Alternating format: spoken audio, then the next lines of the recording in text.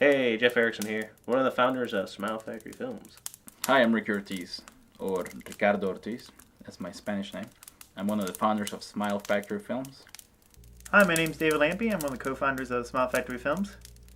So my educational know-hows would be taking a lot of film classes, editing classes. I've done directing for plays. I've done a lot of theater, acting and stuff.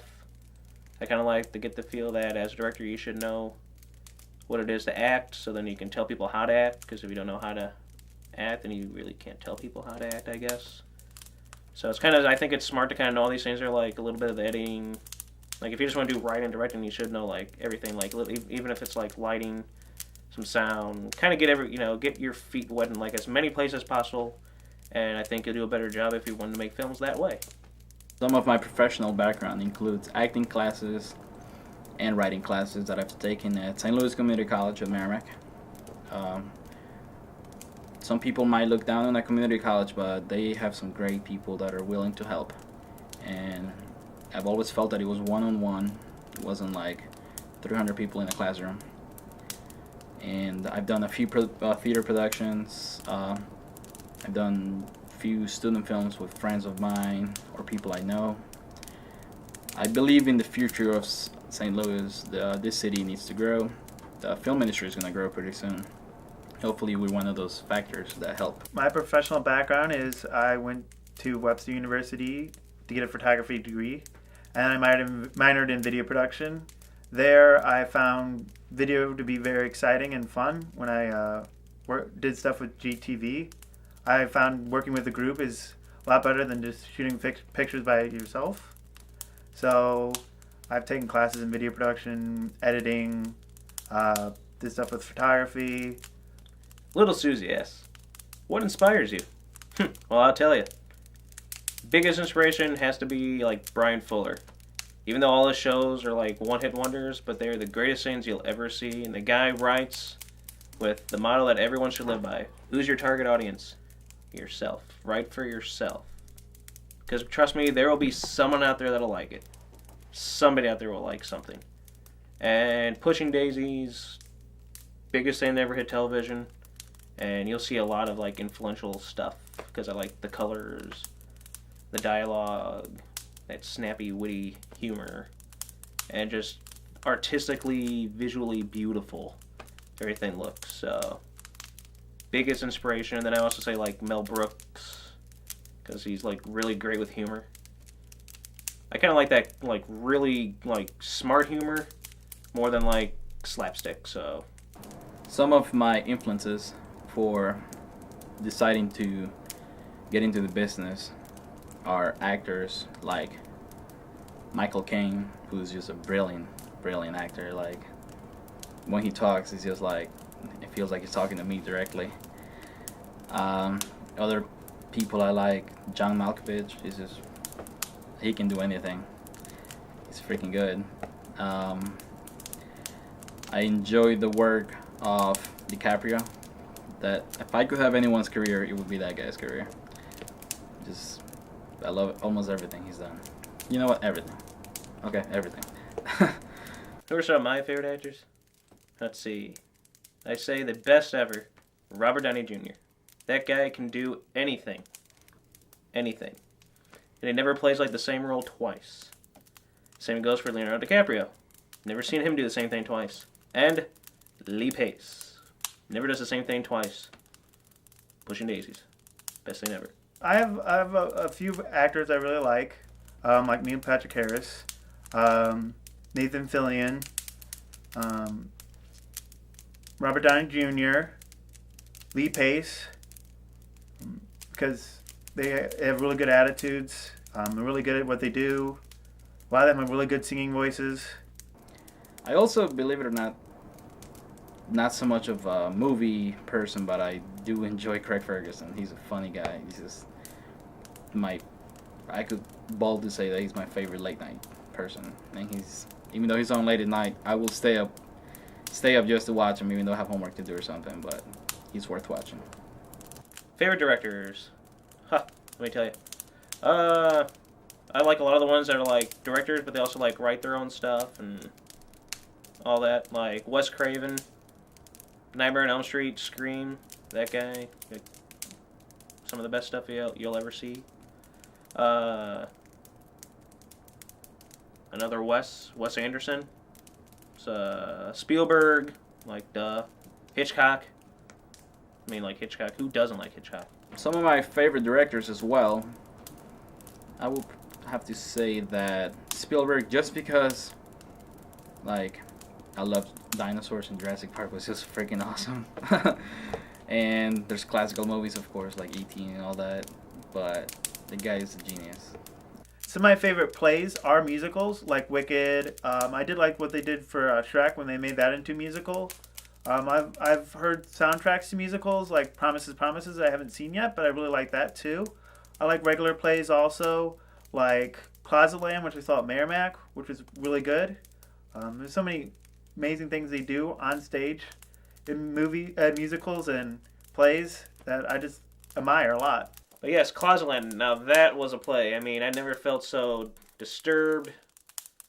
You just couldn't sit there and watch it. It was painful. It was just best I've ever seen that wasn't a musical. And I love musicals. Ricky didn't see it.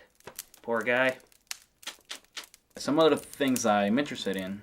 I like playing video games. Like, I own a PlayStation. So I like playing soldier games like Battlefield. That's like my favorite game. I will play Call of Duty every once in a while, but Battlefield's still better.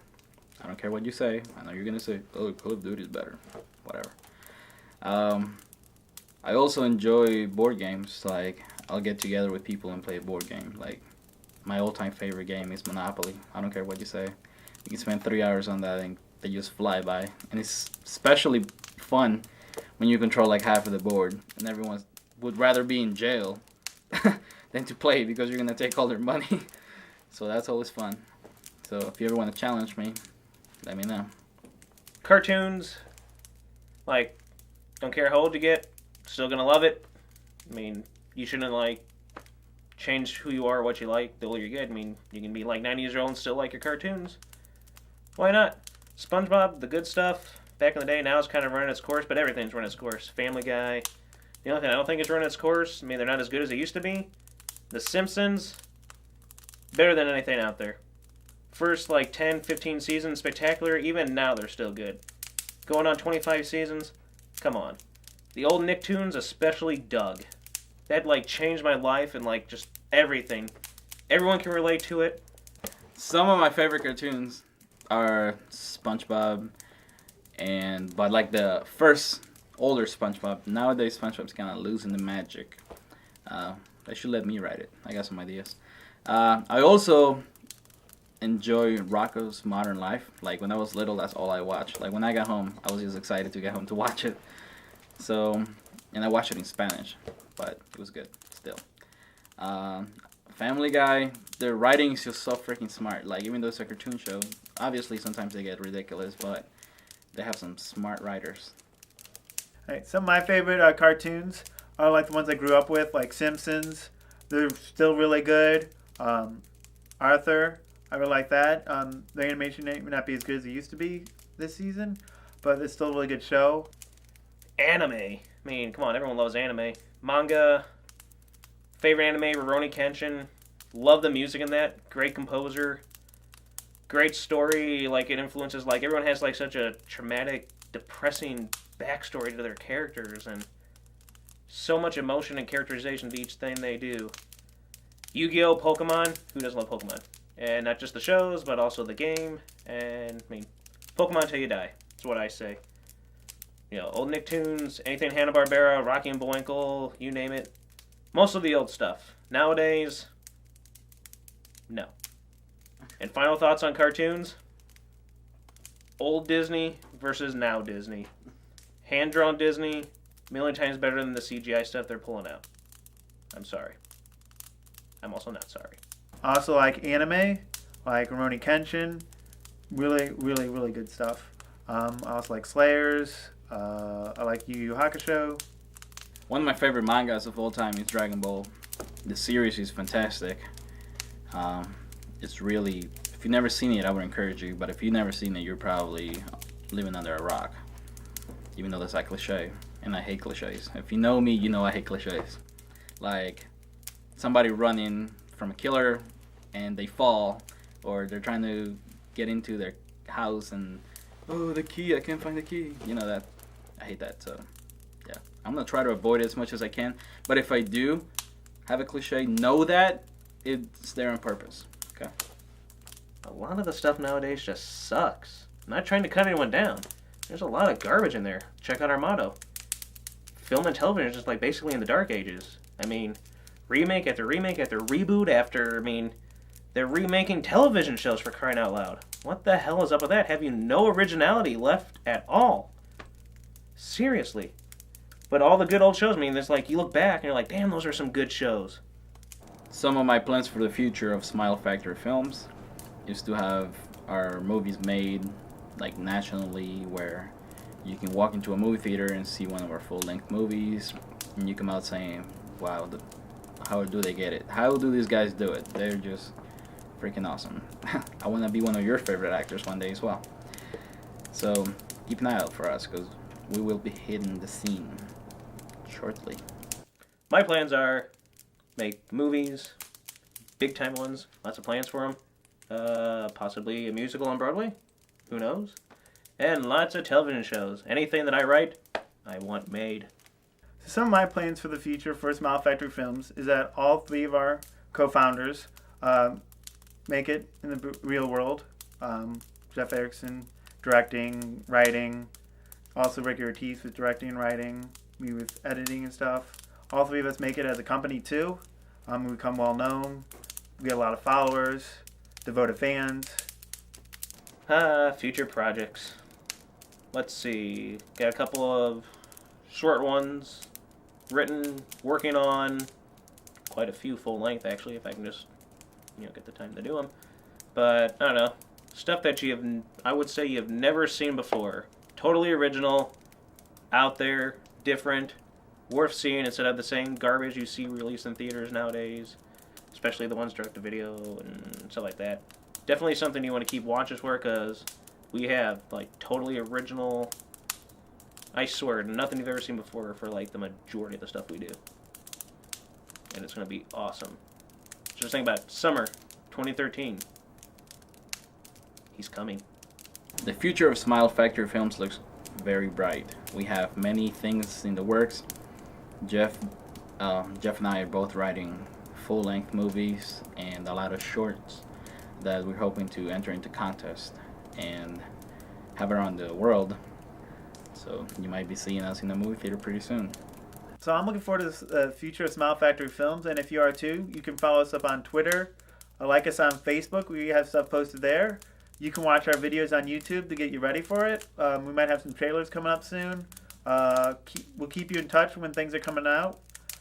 So like us, follow us. You can see some of the information on that at the end of this video. Funny stories about productions that we've done. During Zombie Alone, we filmed over a 2-day period. The first day we filmed from 9 a.m. to like 4 a.m. of the next day. And around 3 a.m. it started raining and it was just muddy, it was just loud. We had to deal with equipment getting wet, the cameras, the lights, the actors being cold and tired. This is what fucking happens when your actors are overworked. But we managed to get it done. Zombie Alone. How fun was that? First, I got to give a nice shout out to James Skotsky, who kind of helped with the idea for it. We were just sitting around one day and it's like, how cool would it be to have like Home Alone but with zombies? So we decided, you know what, let's make a short film out of it, and then who knows, someday, maybe a full-length one. And it was fun. We had a nice makeup guru. We had kind of purple face going. That was kind of cool. They looked pretty gruesome, especially when the stuff's falling off on the side. It was fun, and it was where we went to our first location for studio, which is like a garage. One of the day scenes, I was actually outside holding up a light on my shoulder, so I had a light shining into a window to make it look like daylight at night when we were shooting. The scene where the paint can like hits me on the head and hear that clunk kind of sound, that was real. I have the scar to prove it. Nah, I don't have scars. Another experience as well during rooftop. It was before class. Me and Jeff went up to this parking lot to film, and like I went up the stairs like probably 30 times, and I was sweaty, and it was cold outside, but I didn't mind it because I was so hot, and it was just a fun time. And when I got to class, I was sweaty, but I was proud of what I had done. A lot of fun things that happened during like our shoots during filming and all that. Our Fair the Park had a lot of running, which is good, you know, get your exercise. Who thinks you're going to get exercise while you're filming a movie? Blessed Appear in Heart, we had a lot of symbolism there. If you can catch, like, in front of the house, there's, like, the cross, kind of grave marker with a flower on it. Stuff throughout, with little sweet little, oh, ain't that adorable, or sweet meanings. Especially the guy who kind of stole the movie. What do you think about it? This little bear. He kind of stole the show. I also did the bridge scene where you see the whole bridge to do day and night. I kind of meshed two things together to do that. I also made one side look nighttime, the one look like day. I'm the one who replaced the background for reality. I kind of like doing, I don't know why. Maybe it's the ego or something, I don't know. But then, like, everyone does it. I kind of like doing get myself into, like, every movie, the Hitchcocky thing where you cameo and everything. And I have cameoed in everything we've done and stuff that isn't out yet. And if you don't think, you're going to go, hey, wait a minute. I didn't see you in Rooftop. Oh, but I was. The scene where you do a close-up of Ricky, you know, part of Smile Factory Films, the actor in the film. When you go up and see his sunglasses, I'm in the reflection of his sunglasses. Plus, by accident, doing the spiral staircase scene, you can see my foot. In conclusion, right now, film, television, music, crap. We don't make crap. So I'd like to do a quick shout out to our viewers and future viewers. Thank you for all your support and your help and your posts. We watch it. So thank you. And as a final thought, I would like to say thank you for watching our stuff, because you guys are the rocks that hold the pillars together. And one day, when we become famous, you can say, I helped those guys become there. I helped those guys get there. So you guys are the reason we're here. And we just can't say thank you enough. So, thank you. Have a smile on us.